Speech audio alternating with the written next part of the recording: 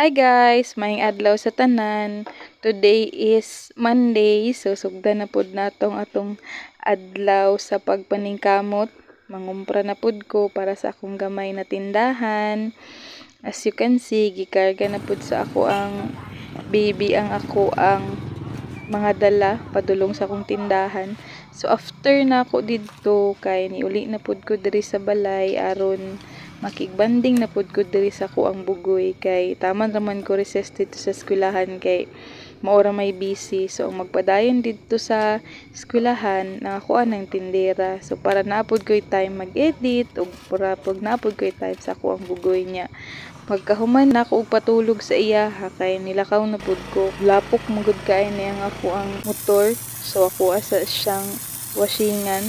Tanawa pati ang washinganan lapok gyapon unsaon. Actually duha mi nagkuan diri o nagwashing si Uncle pod nagwashing po siya siyang sidecar kay katumong ni aging adlaw sige ulan. So lapok jud kay mga motor nga gigamit pa gid namo ni gahapon nagbaba nang umpra. Nga lapok po kayong dalan. O nang ubay-ubay jud ang limpyohonon. Lain mo pugog itambay siya nga wala na washingan. Mukugong ang lapok ba niya. Dugay na kaayo makuha ka ng lisod na kay siya kuha.